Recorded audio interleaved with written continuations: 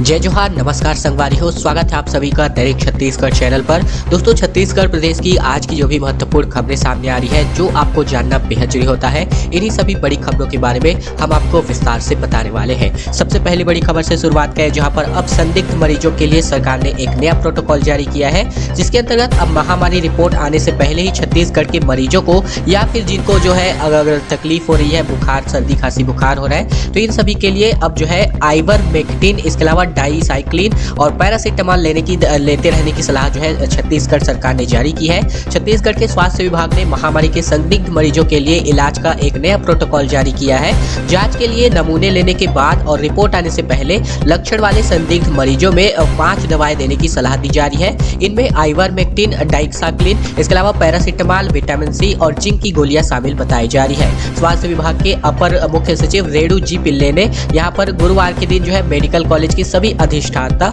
और साथ ही साथ मुख्य चिकित्सा एवं स्वास्थ्य अधिकारियों को यह प्रोटोकॉल भेज दिया है।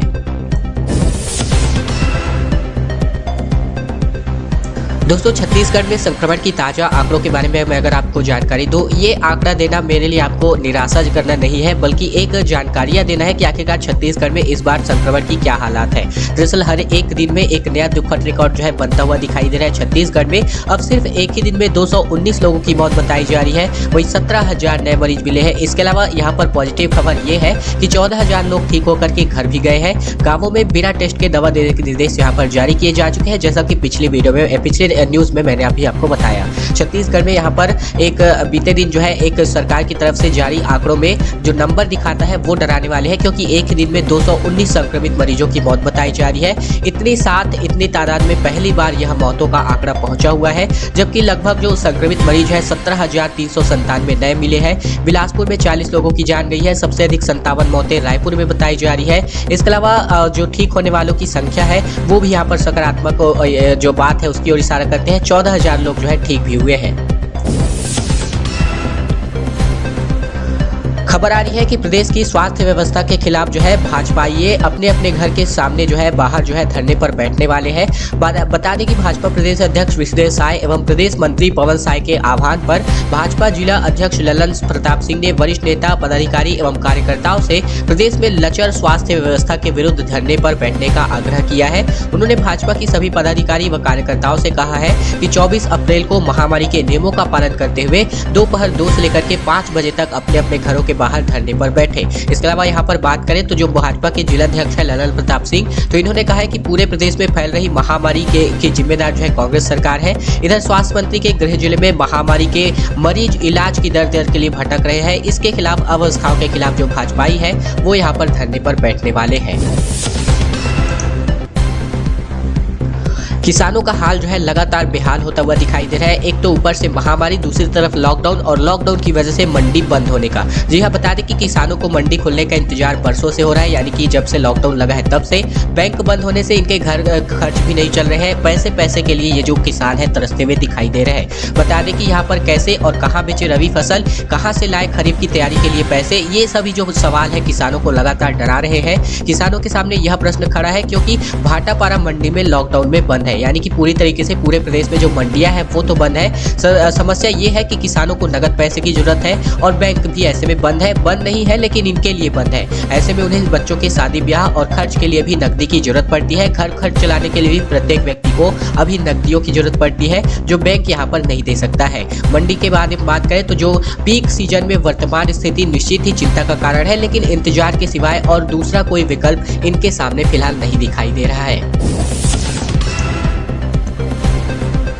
खबर आ रही है कि छत्तीसगढ़ के अधिकारी और कर्मचारी मुख्यमंत्री राहत कोष में अपनी एक दिन की सैलरी जो है डोनेट करने वाले हैं। महामारी से प्रभावित छत्तीसगढ़ के जरूरतमंद लोगों की सहायता के लिए मुख्यमंत्री राहत कोष में स्वेच्छा से योगदान के लिए अधिकारियों और कर्मचारियों के चालू माह यानी कि अप्रैल के वेतन से एक दिन की कटौती के संबंध में वित्त विभाग द्वारा दिशा निर्देश जारी किए गए हैं। इस संबंध में वित्त विभाग द्वारा 22 अप्रैल को मंत्रालय से सभी अपर मुख्य सचिव, प्रमुख सचिव, अध्यक्ष, राजस्व मंडल, विभागाध्यक्ष, बजट नियंत्रण अधिकारी, समस्त कार्यालय प्रमुख और आहरण संवितरण अधिकारी एवं कोषाध्यक्ष के जो अधिकारी हैं, इन्होंने एक परिपत्र जारी किया है जिसमें यह सूचना दिया गया है।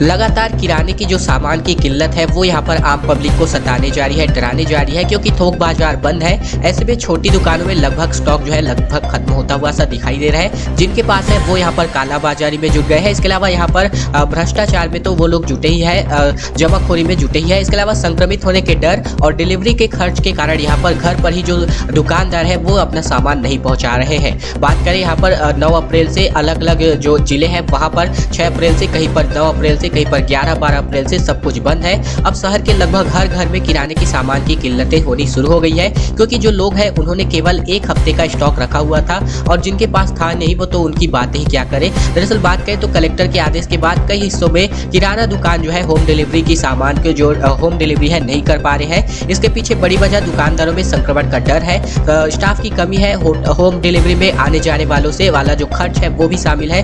दूसरी तरफ मैं बात करूँ तो लॉकडाउन की वजह से शहर का थोक मार्केट बंद है। इसकी वजह से जो छोटे मोटे स्टॉक दुकान है इनकी दुकानों में भी स्टॉक की समस्या बन रही है। इस वजह से लगभग हर एक जगह पर ये जो किराना सामान की किल्लत है वो यहाँ पर दिखाई दे रही है।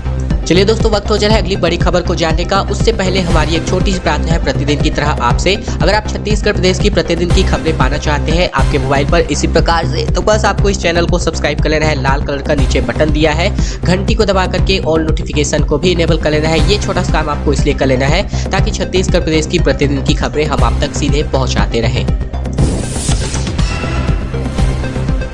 छत्तीसगढ़ सरकार से यहाँ पर हाई कोर्ट ने कई सवाल किए थे, जिस पर सरकार का कहना है कि ऑक्सीजन बेड की फिलहाल कोई कमी नहीं है। हाई कोर्ट में महाधिवक्ता ने बताया कि प्रदेश में 117 आईसीयू बेड है, 242 वेंटिलेटर खाली है। कोर्ट ने पूछा दुर्ग, बिलासपुर, रायपुर में आखिरकार हालात इतने खराब क्यों है। दरअसल बात करें तो प्रदेश में सैकड़ों महामारी मरीजों की समय पर ऑक्सीजन और वेंटिलेटर नहीं मिलने के कारण मौत बताई जा रही है, लेकिन सरकार ने हाई कोर्ट में इनकी किसी भी प्रकार की कमी से जो है मना कर दिया है। छत्तीसगढ़ के महाधिवक्ता सतीश चंद्र वर्मा है, इन्होंने जवाब देते हुए कहा है कि राज्य में 7500 ऑक्सीजन बेड है, इनमें से इस समय लगभग 2000 से ज्यादा खाली है।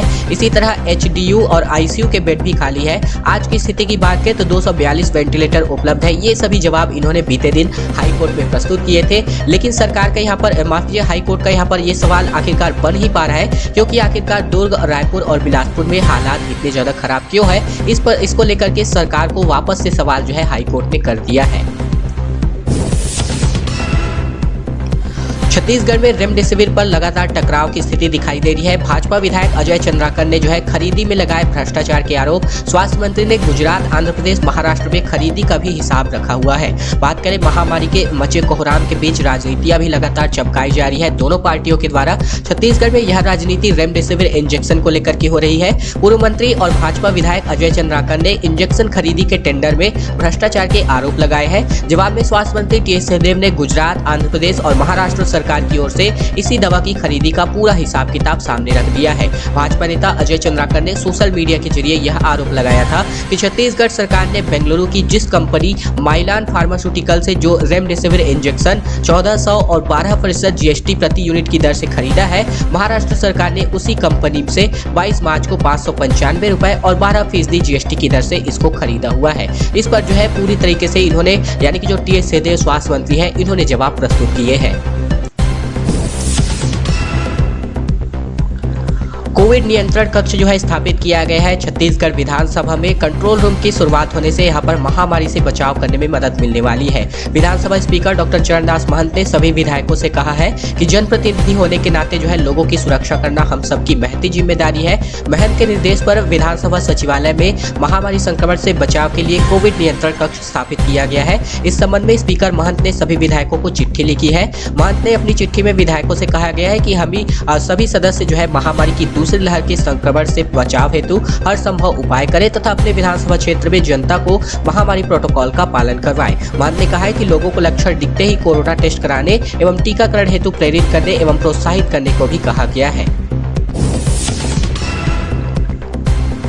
लॉकडाउन के बीच एक और नई समस्या जो है यहाँ पर बन पा रही है। लगातार चल रहे बिजली प्लांट, इसलिए यहाँ पर चिंता जो है बढ़ती जा रही है। हालात यह है कि हर दिन 23,000 टन कोयले की जरूरत है, लेकिन यहाँ पर केवल 18,000 टन ही कोयला यहाँ पर उपलब्ध हो पा रहा है। HTPP में यहाँ पर जो है कोयला कम हो रहा है।